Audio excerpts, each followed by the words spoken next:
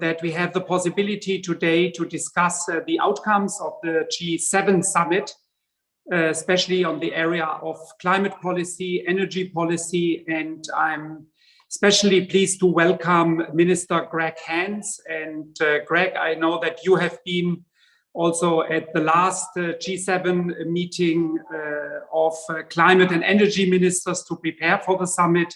So very much looking forward to your assessment.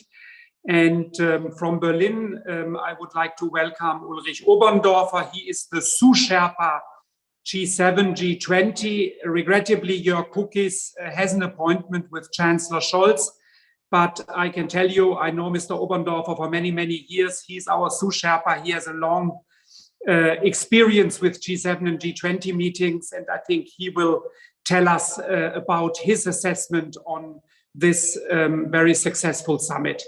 Then a pleasure to have also Claire Shakya, Kentaro Tamura, and Camille Fanning. So let me only end here my introduction by saying that this webinar is part of a series of events we have done. There will be one additional one in the autumn, and my great thanks also to E3G for this fantastic cooperation in this series of webinars. And those who are here in London, you know that today, midday, we have a reception at our embassy so that we can continue the discussion. So without further ado, I would like now to hand over to our moderator, Camilla Fanning. Thank you, Your Excellency, Ambassador Berger. Minister, panelists, ladies and gentlemen, it's a great pleasure to have you here for this webinar. Many thanks to the German Embassy and the Ambassador and his staff for hosting this as part of London Climate Action Week. And I'm delighted to moderate the session on behalf of E3G. It's a particularly timely event when we have digested the outcomes from the G7 Leaders Summit earlier in the week, and we can look forward to what that means in terms of climate ambition and climate action in the months ahead.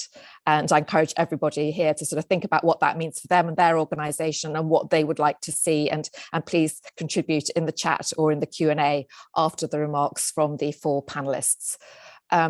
I'm really excited that we have such an excellent panel. I'm honoured and delighted to introduce them. The Ambassador has done so briefly, but Dr. Ulrich Oberndorfer, as the G7, G20 Sous-Sherpa at the German Federal Chancellery, he's absolutely at the heart of this, so can really give a good perspective on where we are now and where we need to go going forward in terms of climate action and how we leverage what the G7 has done so far and what it still needs to do. Then Minister Greg Hans, the Minister of State for Energy, Clean Growth and Climate Change, again, has got that vision in terms of the UK as part of the G7. We're midway through our COP26 presidency. This has come at the midway point of that. So what do we need to do in terms of the legacy of COP26, building on from what the G7 is doing? Claire Shakya, Director of Climate Change Research from the International Institute for Environment and Development. And then finally, Dr. Kentaro Tamura, Programme Director at the Institute for Global Environmental Strategies. So a fantastic panel, and we'll have a chance to have some Q&A after their four presentations. So I'll turn now directly to Dr. Ulrich Oberndorfer for his comments. Thank you so much.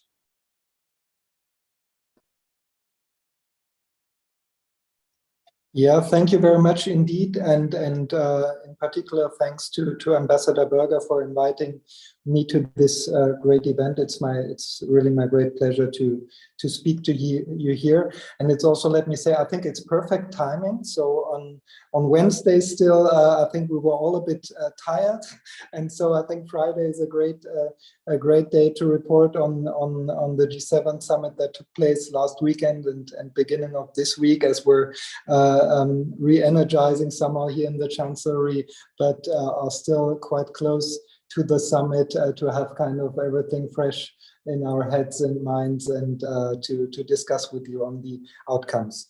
So this is a webinar in particular on climate, and I'm really happy to do that. But let me perhaps say upfront that I think beyond all results in details, I think the big contribution from LCAW Summit and was a signal, I think, that was absolutely needed, but I hope that was also sent, namely a signal of unity of the G7 beyond all even most important results in details, as I said. So a signal of unity from the G7, but also a signal from unity beyond the G7. So not only G7 countries, the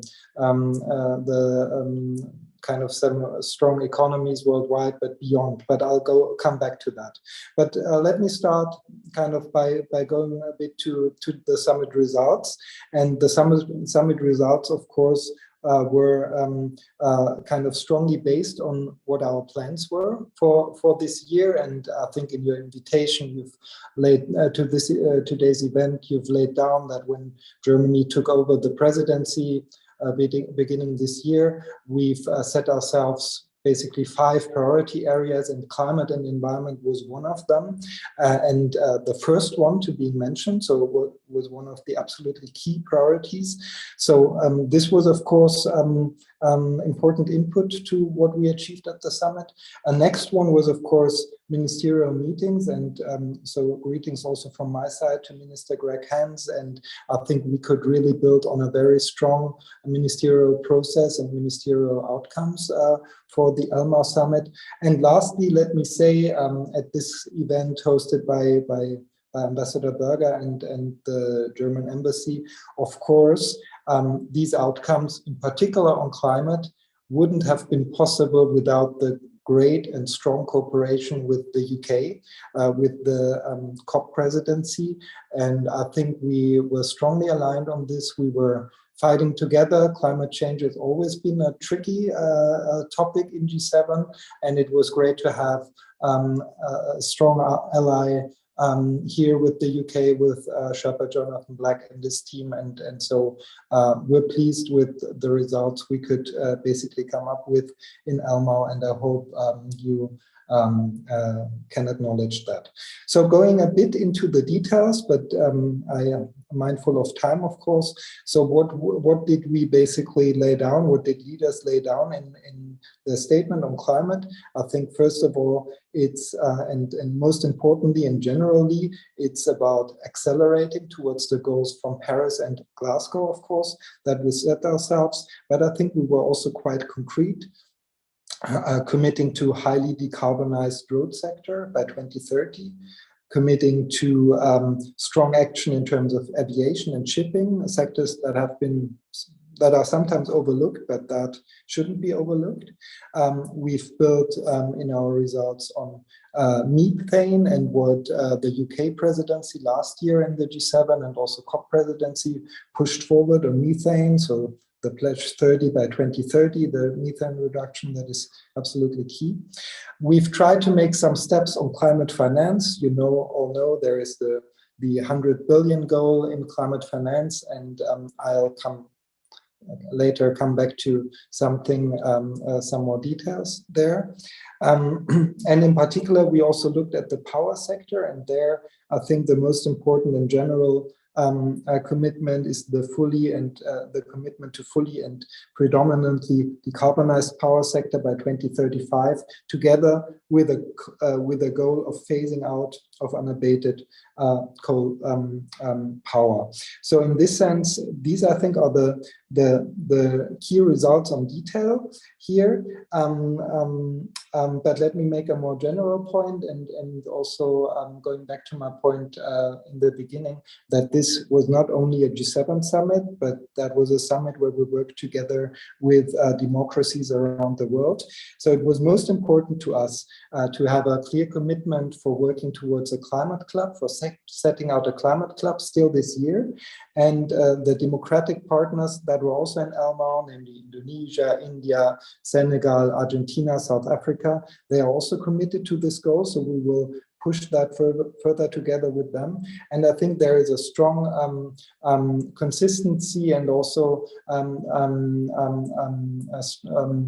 strong possibility to build on on what we've done in our infrastructure plans in this year, and in particular the JET piece, the Just Energy Transition Partnerships that we as G7 have already set up last year with South Africa, but where there's potential to work with many other partners, in particular India, Indonesia, so big emitters around the world. And I think this is an important result of this G7 summit, as I said, not only to work in our a bit exclusive club sometimes, but to reach out to the world to make this a real global commitment and global action to fight climate change. So in this sense, I hope that answers your key questions about the achievements of the LCAW summit. And again, thanks for the UK for their strong support. And I'm looking forward to the further discussion with all you. Thank you very much, Camilla. Thank you very much for those comments, and I'm glad you're feeling re-energized. I imagine it's been a very busy period, but will continue to be. Just picking up some of the points that you mentioned very quickly in terms of the concrete steps that you saw coming out of the summit around decarbonisation goals, aviation, shipping, methane. So really interesting ideas there. Just on the climate finance, you said, I think your words were tried to make some steps on climate finance. So interested maybe in the Q&A to sort of tease that out a bit, and actually what are going to be the sort of climate actions and how we can finance that going forward. So we'll leave that there and turn to Minister Greg Hans for your comments. Thank you. Yes, good morning, and thank you, Camilla, and thank you again to the German Embassy for hosting today's event, particularly Ambassador Berger. And it's an honor and a privilege to be with you today. I must say, when I saw the pictures of Schloss Elmau, I was slightly jealous that I couldn't be there. But I did attend, as the ambassador said, the G7 Energy and Climate Ministers in Berlin right at the end of May. And having spent important part of my life in Berlin, I always say, ich habe einen Koffer in Berlin, and it was always good to be back in the capital. But look, it's delighted to attend that, and I congratulate the German presidency on the outcomes of this year's G7, which Dr. Obendorfer has just very ably outlined. The communique from the Leaders Summit, I think, demonstrates common G7 resolve to increase our implementation efforts to net zero and energy security. The first thing I might say, I think it's really important to land that message that net zero and energy security go hand in hand. There's not an either or. We have to keep repeating that message to our citizens, some of whom have an impression that somehow that net zero or different sort of green environmental action has made things more difficult in this crisis. My firm view, and that of the UK government, is the opposite, that actually the action that's been taken by governments over the last decades has assisted us in the current crisis. So the G7 has reconfirmed our commitment to implementing the Glasgow Climate Pact, keeping 1.5 degrees of warming in sight, or 1.5 alive, as we say.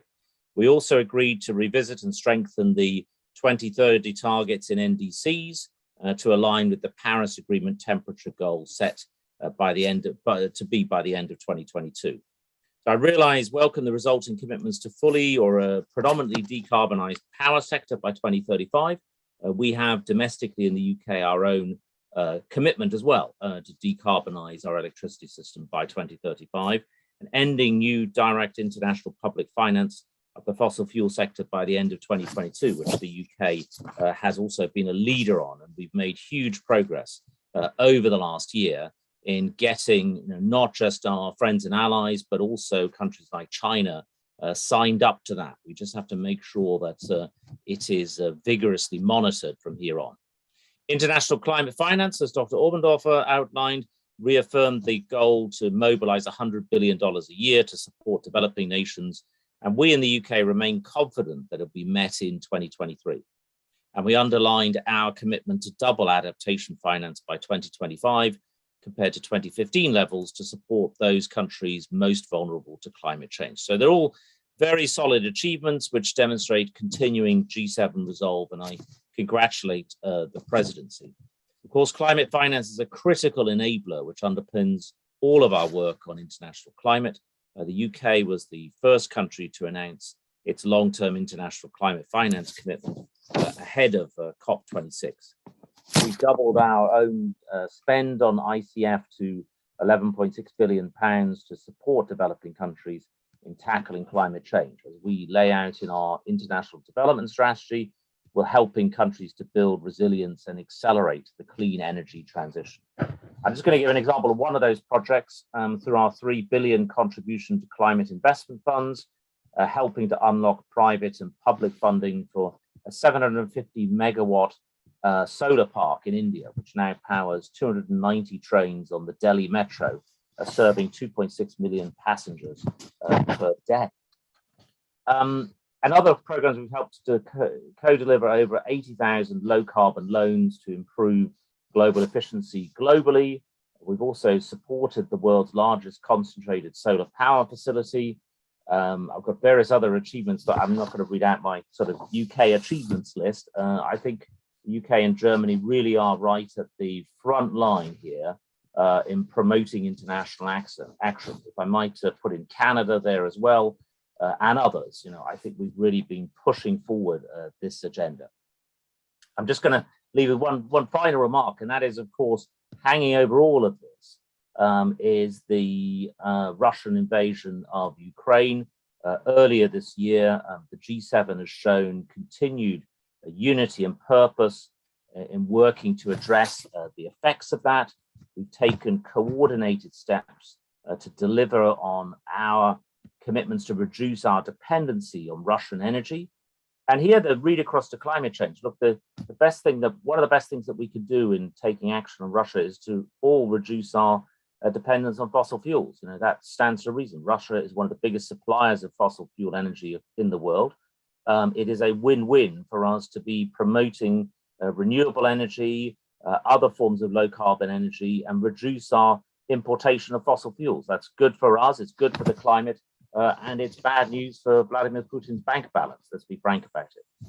So I just want to say finally that I think we're in a very, very good place overall. We've just got to make sure, I think, particularly with all of our minds, and the UK and Germany are similar in this regard. We have a similar governmental structure now. The new Bundesministerium für Klima und Wirtschaft, the BMWK, I might have got it the wrong way around, Wirtschaft und Klima, sorry, is now kind of quite similar to our Department for Business, Energy and Industrial Strategy in the UK. So we marry kind of business, the economy, with energy, with climate change, both in a similar way. And I think we've just got to make sure that everything that we do remains focused on energy security and taking international action on climate change. I strongly believe the two go hand in hand. I know Germany is very like-minded on this. And just a final thought, just before the G7 energy ministers, I went down to Potsdam for the day to meet with all of the cluster of German climate NGOs there, the Potsdam Institute for Klimawandel, the Klimaschutz, the GFZ and others. There's some great kind of cluster of internationally renowned climate institutes. And their message to me, I said, what would be your message to the G7? I'm going to be at the G7 Energy and Climate Ministers meeting tomorrow. And they said that whatever action might need to be taken in the short term on energy security, if it were to roll back, make sure that we double up in the future so we get a net gain when it comes to climate. And I think that was a really important message. I don't think we do have to roll back on any of our commitments this year, but I think we have to be thinking about making sure we've got secure energy supply, but part of the solution is international climate action, getting to net zero. That is not a contradiction. They go hand in hand. That would be my final thought for you, Camilla. Thank you.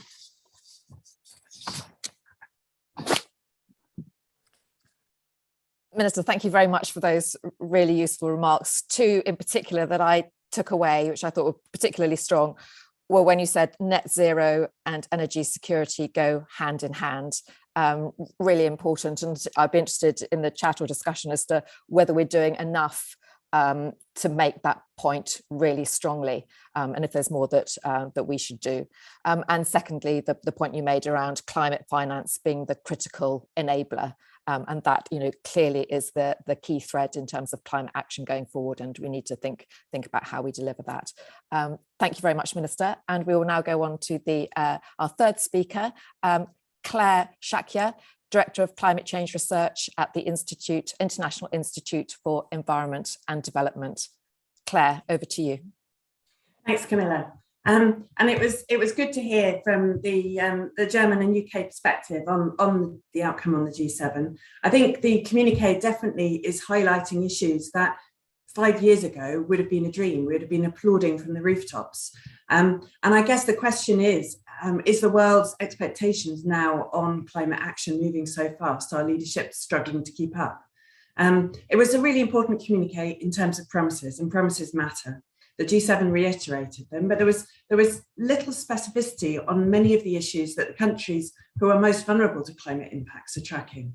So, huge welcome for the specific ambition on reducing emissions, of which there were plenty and important ones. Really hope that the Minister Hans points around energy security and not rolling back on these important energy shifts to renewables is right. There's a real sense that gas is still being far too much attention to gas for where we are now in terms of the emissions. And actually we have solutions outside of gas. We don't need it. But supporting adaptation and climate finance are the other two pillars at the heart of the credibility of Paris. And we heard all the right noises, but not enough specificity. We heard that 100 billion needs to be hit overall over the next 5 years. That's so important. But we need to know, what countries are going to be meeting their share and how, and what they're doing on adaptation as well as mitigation or land use, forestry, and so on. They reiterated doubling adaptation finance, super important, improving access to finance, again, super important. But practically, what actually is the G7 committing to do wasn't clear. Really important points around fossil fuel subsidies, harmful agricultural subsidies, but nothing about when, where, and how. So there was a lot of really positive, and the Climate Club, another one I'll just highlight quickly. Tackling the trade dispute resolution mechanisms is something that the EU is just busy solving right now. The Climate Club is only going to work if those types of barriers to real ambition get resolved for the world as a whole. So it's not just the rich countries that can take on the big investors and say, no, you knew we were going to have to cut emissions. You can't take us to court because we're no longer using those high emitting assets. The poorest countries need support on that as well. So words are insufficient. To build trust, action speaks louder than words, and we need visible, tangible action. I definitely want to recognise that the progress is being made. So this is definitely a G7 communiqué that is post-Glasgow, and the Glasgow Pact was important. But I was really hoping for the G7 to put a fire under it, and I didn't quite feel that. It's really important that we're still referencing keeping 1.5 alive, so thank you. I mentioned the language of energy security being in there a lot, and it is a sort of red flag a little bit of, is this an excuse to weaken? But also on climate finance, some providers have great intentions. We've seen the emergence of the champions of adaptation finance, of which the UK and Germany are both members. But we need detailed quantitative plans about where this doubling is going to come from, with donors really stepping up with comparable data so we can understand actually what these promises mean. Every donor dollar means something slightly different because of the way the transparency system works. How support arrives is also critical, and partnering is really the centre of this. We're seeing some real gains in this space. So, for example, things like the Climate Finance Accelerator, something that Minister Hans' department runs, has been partnering with different countries to get private finance into the investments that they are trying to make to meet their NDCs. That's the sort of thing that we need to see happen again and again and again across the world. The LDC Initiative for Effective Adaptation and Resilience, the UK, Ireland, the US government are all supporting that. It's a partnership between the LDCs and finance providers about how to begin to tackle the recipients' risks and build domestic capabilities to respond to climate. So we need to look at the real politics of change and working with governments on doing that. So the meaningful partnership is central, reimagining the rulebook of how finance arrives, who bears the risks, what its purpose is, and improving transparency is all absolutely central. And pragmatism is going to be needed to resolve the differences. So debt distress is often an expression of climate distress. We really need to tackle this in new ways. And just talking about the SDRs without really seeing how that's going to operate for so many countries isn't sufficient. We need to resolve those challenges. We need an offer on financing loss and damage, about how solidarity will function. And this isn't about humanitarian responses. This is about pre-positioned finance, anticipatory action. And the Insure Resilience Global Shield are all great, important contributions, but are not sufficient. You can't insure well-being, you can only insure assets, and the poorest have few assets. So we really need to roll up our sleeves, get super practical, and think about how to support innovation and really move from transferring flows into harmful subsidies into climate positive action, getting private finance backing the right types of actions in the poorest countries, not just in the richest ones, and helping resolve the collective action challenges that governments face around re-incentivizing investors and producers. So yeah, I think we've got a lot to discuss on the climate finance side, so looking forward to the questions. Thank you. Claire, thank you very much indeed. I think that was a fantastic sort of exposition and analysis of the G7 communique and where we are actually at. Just a couple of words that I took away from that around expectations and whether the G7 can live up to the expectations, around the need for credibility, around the need for specificity, which sort of feeds into credibility and expectation, and the need for partnerships. And I liked your expression of putting a fire under it, although maybe we need a sort of carbon neutral phrase instead, I'm not sure. But thank you very much indeed. That was incredibly useful. Turning now to our final speaker, Dr. Kentaro Tamura, who's Programme Director of the Institute for Global Environmental Strategies. And it's great to have somebody who can put this into the perspective of Japan's presidency next year of the G7. So great to have you on the panel. The floor is yours. Thank you. Yeah, thanks Camilla. And also thank you very much for inviting me, German Embassy and the E3G.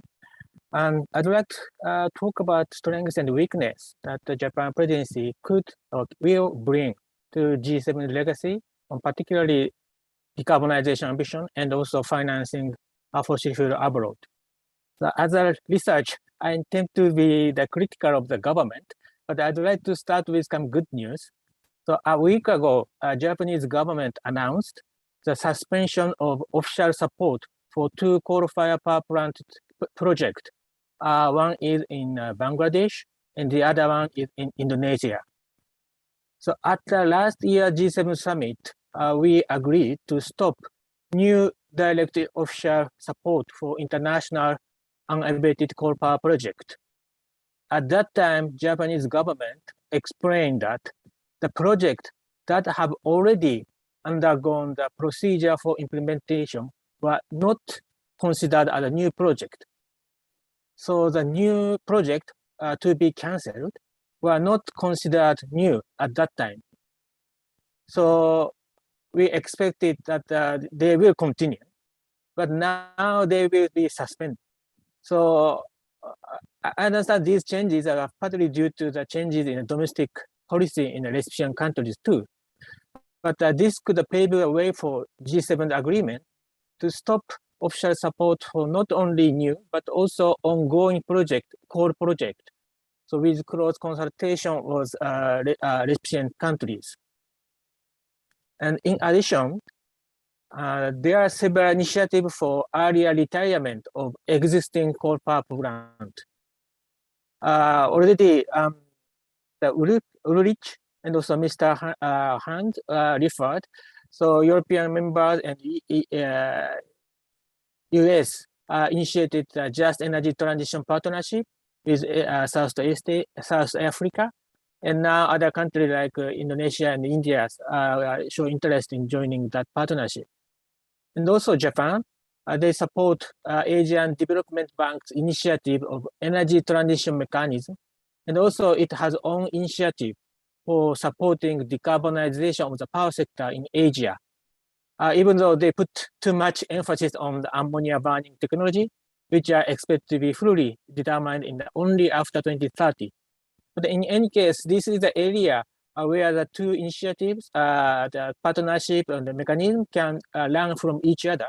So what approach and proven and did not work, and what kind of challenges they face, and how they are going to overcome such challenges. So I think this is a good kind of area for the further, collaboration. But on the other hand, I'm not so optimistic about new G7 legacy on the decarbonization ambition under the Japan's presidency. This is partly because domestic policy cycle. So the Japan's strategic energy plan, which shows the overall direction of national energy policy over the next decade, is just revised. Revised every 3 years.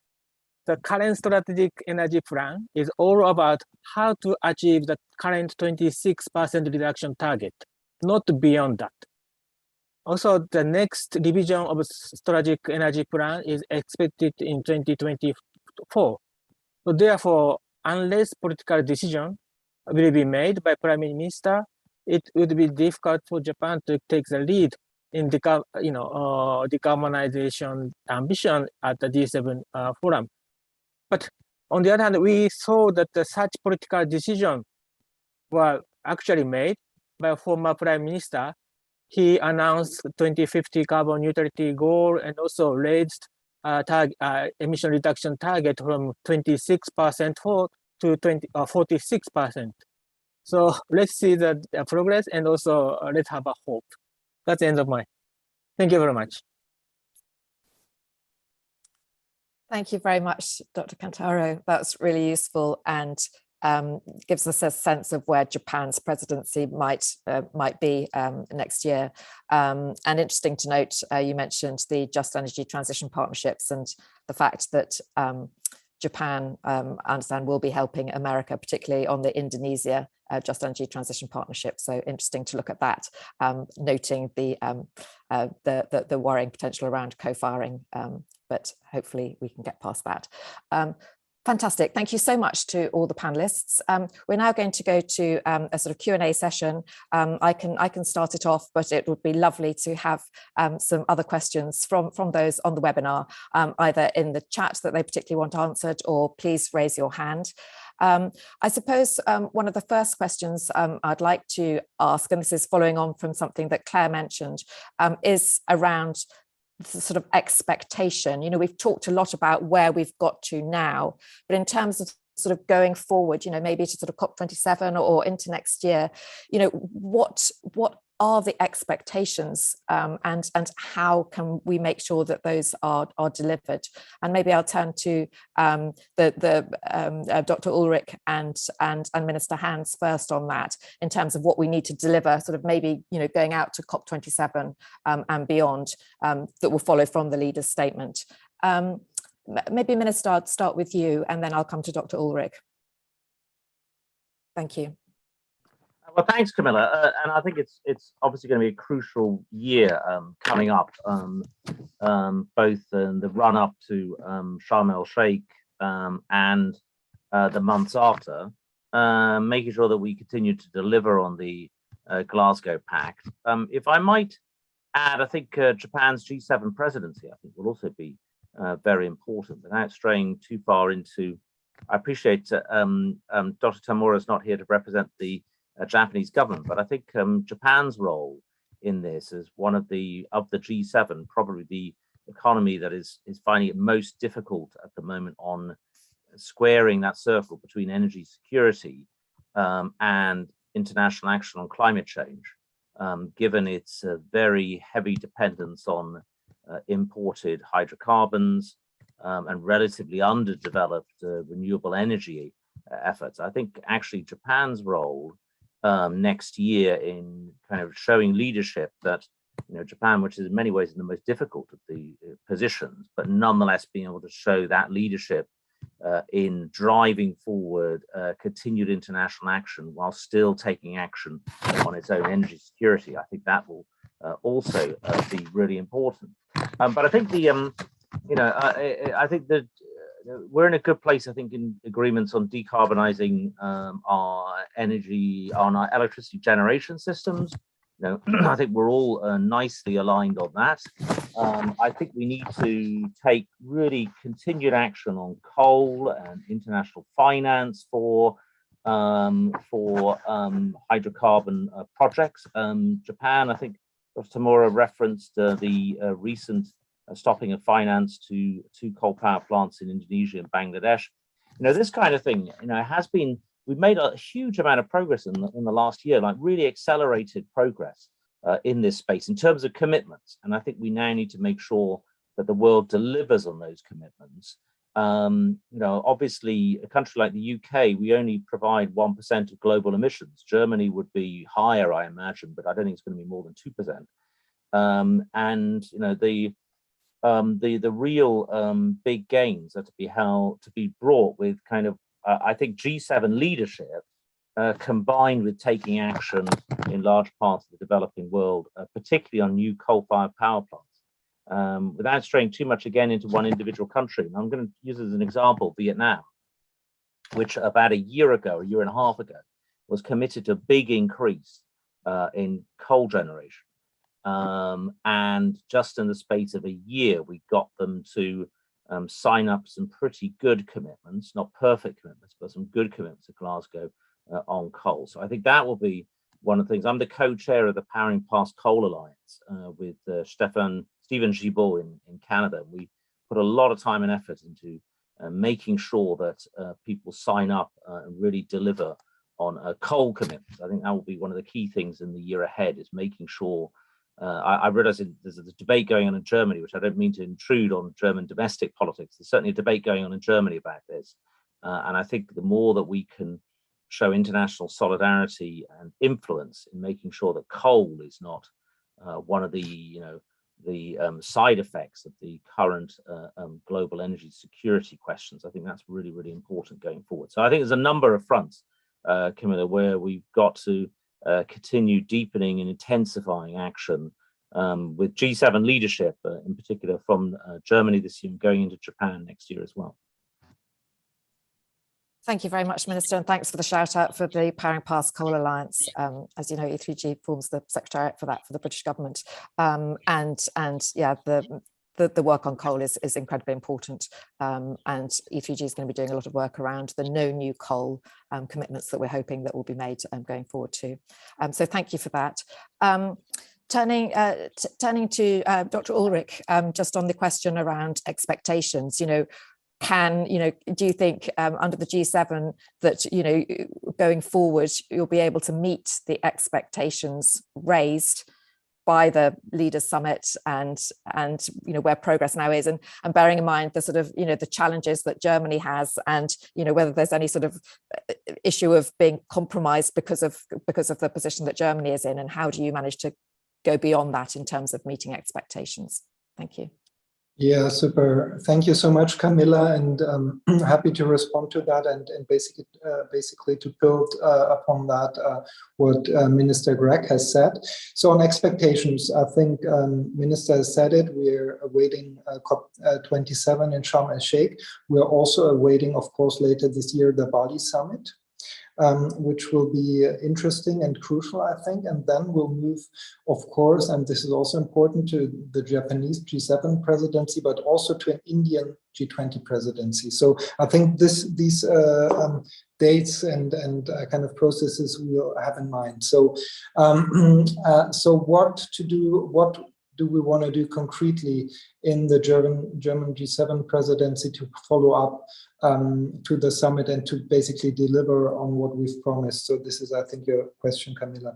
So let me start perhaps let me make 4 points. Let me start with the Climate Club. I think I briefly touched upon that, but let me perhaps elaborate a bit further. So this is an initiative, as you know, Chancellor Scholz is strongly behind, and his idea is basically, in particular, 3 things. So really boosting ambition, really being very ambitious. This is the first thing.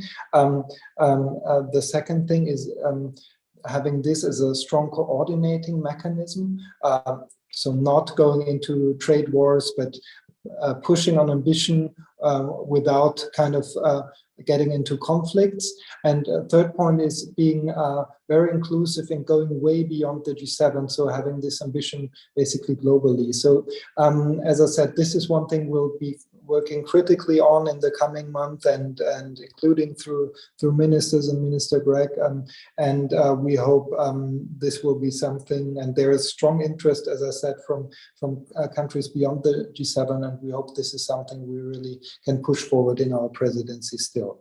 Second point, and Camilla, I think you said politely that I didn't really follow up much on climate finance, so I'm happy to do that.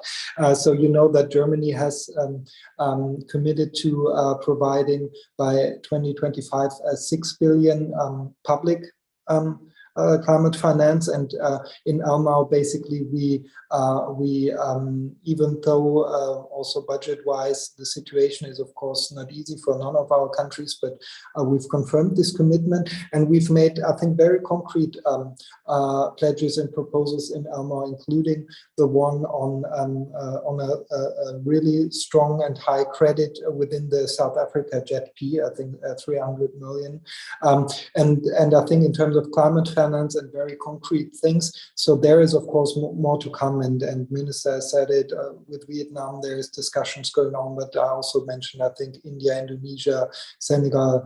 So there are several countries where kind of the G7 works somehow bilaterally with big emitters to make a change there, a very concrete change. And as you might imagine, this is only feasible with the necessary financial backing. And so this is where some of the concrete funds are being worked at and partly being committed in LCAW. To kind of make that a bit broader, you've seen the announcement of G7 leaders to mobilize up to 600 billion in the next years in what we call the Partnership for Global Infrastructure and Investment. And this is not only a climate initiative, but this is about, for the G7, making a better offer in terms of infrastructure to developing countries, a better offer that others basically do. And if we succeed in that, a better offer will of course be a very much more sustainable offer than others have done and that we have done previously. So there is definitely in this sense more to come. And perhaps to finalize, someone I think mentioned the global shield. And there's the risk climate risk insurance we're working on. So there also we've mandated ministers to come up with a very concrete proposal before COP27. And this is something I want to mention that we're already working on with India as the incoming G20 presidency. And India will have a strong focus for obvious reasons on climate risk insurance. And so this is also a project that is, I think, crucially important for our cooperation with developing countries, so beyond the G7, and crucially important to put that from the G7 to the G20 next year to make sure our ambition does not stop end of this year. And I'm quite confident with Japan and India we'll find a very good way to move forward. Camilla, thanks. Thank you very much, Dr. Ulrich. That was great to expand on some of those issues a bit. And thanks particularly for mentioning India and the important role that India will be playing next year as part of the G20 and the sort of alliances between G7 and G20, which are necessary to sort of push forward climate action. So thanks for that. Dr. Kentaro, I think you wanted to, Dr. Ulrich mentioned climate clubs, and I think you wanted to come in briefly just on that point. And then we're getting some good questions in the Q&A, and I'll go to them. There's one on the US Supreme Court and US climate ambition that we'll come to, and then one on supporting LDCs. But first, Kentaro, if you'd like to come in on the Climate Club point, thank you. Yes, yeah, thank you very much, Tamira. Yeah, I'd like just talk about the climate club. So I think now we have a better understanding of what climate club means. So at least there are three pillars or components. One is a club to which country with same level of mitigation ambition can join.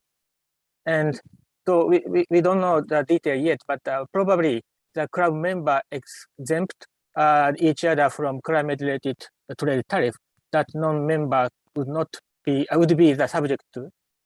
And the second pillar is about industry-specific initiative on the focus on the hard-to-abate sector. And the third pillar is a partnership for socio-economic benefit and also just transition. But I think the first pillar is a very core idea of this climate club. But I think there are two challenges. One is a political one. So political challenge is that who other than G7 country will politically accept this idea and join the club. So idea of the club, this climate club basically provide both stick and carrot. So we need to think about how to, show the carrot. So that means the more attractive the domestic market of the climate club members are, the more countries want to join. So it is necessary to secure adequate number of countries to join the club first to make it attractive enough. So in this regard, I think it was a good idea to invite Argentina, India, and Indonesia, and Senegal, and South Africa to attend G7 as a guest and discuss this idea together. And the second challenge is a technical one. So how to measure and compare the level of the ambition level of mitigation ambition. So very nature of NDC, each country takes various types of mitigation action. So it is completely difficult to compare the level of ambition. So I think that's why, so from now on, I think it's prioritized area is to focus on the development of a common understanding and framework to compare the mitigation action. So even though I said there are several challenges, but I stressed that it is a worth try because existing approach are not delivering the emission reduction required to meet a 1.5 degree target. Yeah, thank you very much. Thank you, Dr. Kentaro. So we'll turn to Claire now, and there are a couple of really good questions in the chat that I think are for you to answer, Claire. One around how will the G7 ensure that increased climate finance will reach communities in LDCs in a needs-based, just and effective manner? And then also a question also from Andrew King around the SB 56 conference in Bonn and around progress or not enough progress on loss and damage and what needs to change before COP27 on loss and damage for LDCs. So Claire, if you'd like to sort of take both of those questions together, that would be super. Thank you. Thanks, Camilla. So on the LDCs, I mean, this I think is speaking to the point I was making earlier that the partnerships is absolutely critical to this, and the just energy transition partnerships are going to be so valuable, and we need to see those replicated on energy in many countries, but we also need to see them on adaptation and indeed on loss and damage as well. So I'll just come back to that example I gave earlier of the LDC Initiative for Effective Adaptation and Resilience, LIFE-AR. The LDCs have set themselves a commitment to get 70% of climate finance to the front line, to the communities that are facing climate impacts right now, to the small enterprises, to the places that are most vulnerable. And they're asking their development partners to partner with them on that and to build the delivery mechanisms that will allow governments to support communities at the sort of scale and pace that is needed. So we need those types of partnerships being expanded rapidly, and we need to put more and more effort into not projects, but into these government-owned, government-delivered, or private sector-owned, private sector-delivered, or community-owned, community-delivered. We've got different ways of operating in every country in the world. We've just got to really back those and really develop approaches. So we're not just doing lots and lots of small projects which are high in transaction and the results are very ephemeral. On the second question around loss and damage, there is a clear issue that we do not have enough finance on the table. And we need to recognise that. We need to accept that at the moment, the 100 billion for climate finance is a tiny part of the subsidies that have been given to fossil fuels just over the last couple of years. During the COVID, G20 provided stimulus to support the fossil fuel companies at a level far higher than the 100 billion that we were promised for climate finance. So we're still just doing too much of the wrong stuff, and we need to make that switch fast, and we need to be incredibly brave about it. And that is what we need the G7 to be stepping up to. So, this comes back to the question that I posed at the start: is the world changing so fast that our leadership is struggling to give us the ambition we are ready for? There is huge demand for action. The LDCs, which represent 1 billion people, the poorest countries, the small island developing states, youth. We're hearing it from the private sector as well. Large corporates, large investors are moving fast and need the policy frameworks for the new world, not the old one. So on loss and damage, we need to recognise there isn't enough finance on the table, that countries are getting increasingly into debt, that this is actually going to roll back the development gains that have been made over the last decades, and that we need new solutions, and we need to be brave and innovative and bring every tool in the toolbox to this issue. So looking at the role that insurance can play, sure, but we need so much more than just insurance. We need to turn disasters into something that aren't disasters, that we anticipate and we respond to in advance. So please, more bravery, more ambition. Okay, so that's the challenge, more bravery and more ambition. So recognising that we've only got about sort of 9 minutes left, I think we need to focus on that as our sort of final stance for this webinar. So maybe again, turning to our UK and German sort of leadership in Dr. Ulrich and Minister Hans, where are you going to be brave? What are the key things that we're going to be looking out for over the coming months? Where do we really need to push the boat out, find the political headroom to make change, to make concrete action, given everything else that's going on? But how do we really target some key concrete actions that will allow credibility, that will allow progress, that will give that sense of momentum and sort of cut through everything else that's happening at the moment? So bravery, momentum, what do you think are the key points that the UK and the German governments can do on these two aspects? And then I'll ask briefly Kentaro and Claire to come in and comment. Thank you. Dr. Ulrich. Okay, thank you very much, Camilla. I probably tried to answer this question already in my last intervention. So perhaps let me just briefly say, I think in terms of very concrete things, if we together with G7 partners and others can really set up this climate club that I've spoken on about just before, I think that would be such a brave step. And let me perhaps respond to the other panelists who said, look, where are the carrots? And so I think there are carrots. So as discussed, it is about making a momentum for ambitious climate policy worldwide without kind of then getting lost in fights over trade issues, protectionism, etc. So I think that would be such a brave step. And as others have said, so it is about concrete measures. It is also about concrete steps, for instance, on industrial decarbonization, on hydrogen. So we had several deliverables here prepared also by the ministers, but then endorsed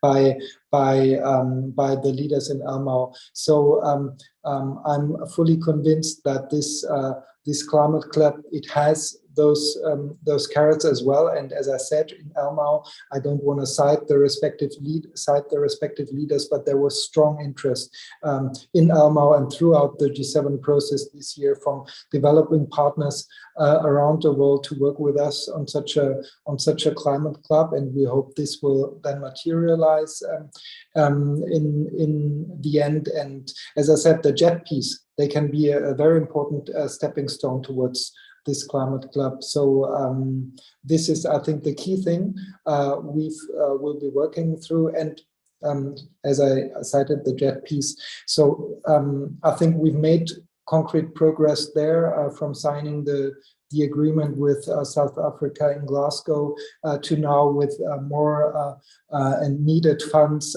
to South Africa coming in LCAW to really make change happen in South Africa, also as a big coal producer and coal user.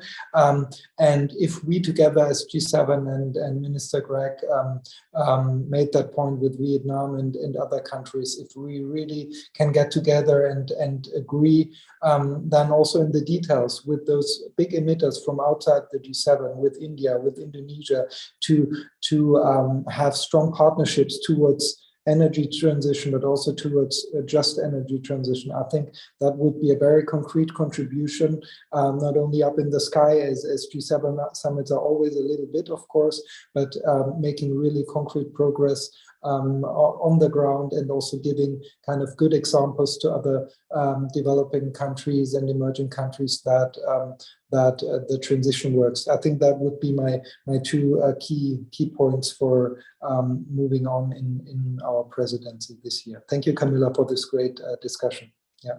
Thank you very much, and interesting to say a little bit more about the JETPs, and I suppose moving towards potentially some kind of political declaration for the 4 new JETPs at COP27, if they're ready for that. I can see that that's a challenge, but great that there's a lot of ongoing work on that. Minister Hans, just your final comments on bravery and concrete actions going forward.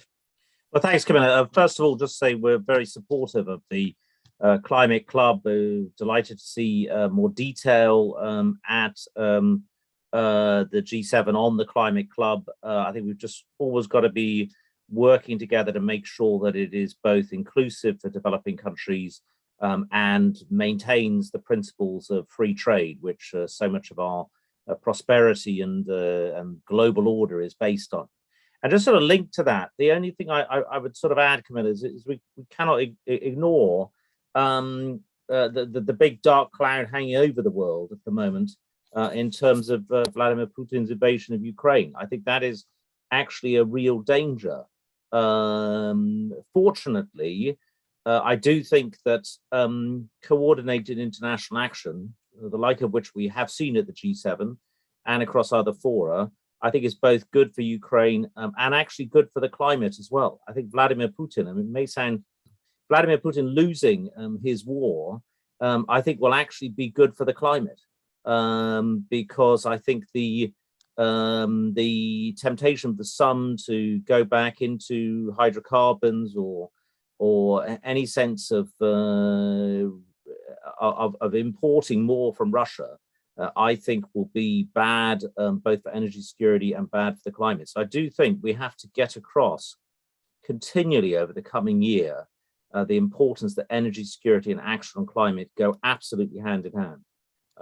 And the reduction in need for hydrocarbons is one of the most powerful weapons that we've got against Vladimir Putin. So I do think, we do need to recognize in all our climate efforts the elephant in the room, so to speak, which is our geopolitical challenge and its link across in particular to energy, but recognizing that the solution is actually in many ways common to both. And we just need to keep making that point as forcefully, as continuously as possible, that action on climate and action to support Ukraine, enhance our energy security, all of these things go hand in hand.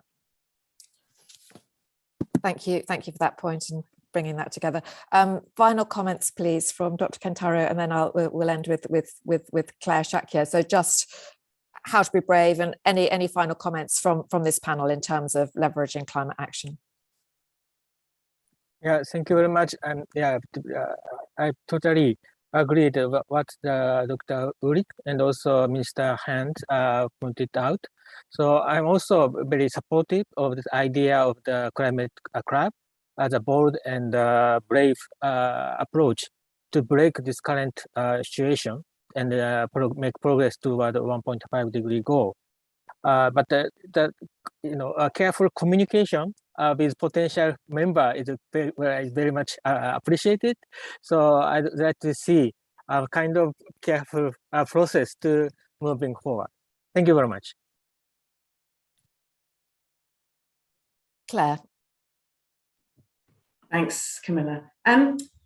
Well, I'm delighted by the bravery being proposed by my colleagues on this panel. I'm really delighted by Minister Hand's suggestion that Russian aggression is going to drive the shift from hydrocarbons. I believe it should. I will be watching closely. I'd really like to see that being translated into some really specific actions and investment by members of the G7 to make sure that happens. Climate Club, completely agree, it's brave, but there are huge opportunities for unintended consequences for the very poorest countries in taking this approach. Those need to be tackled now and from the beginning, not wait for those consequences to occur. So, trade barriers for the very poorest, we need to resolve those before the barriers have been put up. And we need to look at how to support the trade dispute resolution issues for all countries, not just for the EU. So the request, I guess, is do more and faster of the partnership approaches. They allow the poorest countries and the rich countries to work together, experiment collectively, deal with the risk, and work through the problems collectively. That's the way to go. We've got some examples. We need so many more. And please, let's have some real specificity on climate finance. How's the 100 billion going to be met over the next 5 years? Where's the doubling of adaptation going to come from? And please, please, please, could we have all of these promises being made in transparent and in comparable ways across the different rich countries? Because at the moment, even for a think tank like us who follow this very closely, we are having to make huge assumptions to try and understand exactly how to interpret the promises being made. Thank you. Thank you very much, Claire. So I think that brings us to the end of the webinar. I'd just like to thank the German Embassy and His Excellency the Ambassador for hosting this event, and very much to our panelists. I think it's been a really useful session, I think, as well as looking at where we've got to so far and analysing, what happened to the G7 Leaders Summit over the weekend. I think we have taking the opportunity to look forward as to what concrete actions need to happen, who are the partnerships that will make this happen, where is the political headspace to make this happen, and also how the kind of climate action links in with the bigger geopolitical picture, so that we can cut through and this does not get swamped by everything else that's happening around us. This is a critical path that we need to be on. We need to be brave, we need to be faster, we need to take speedy, scaled up steps. And thank you to the panelists for helping us look at how we achieve that. Thank you very much indeed.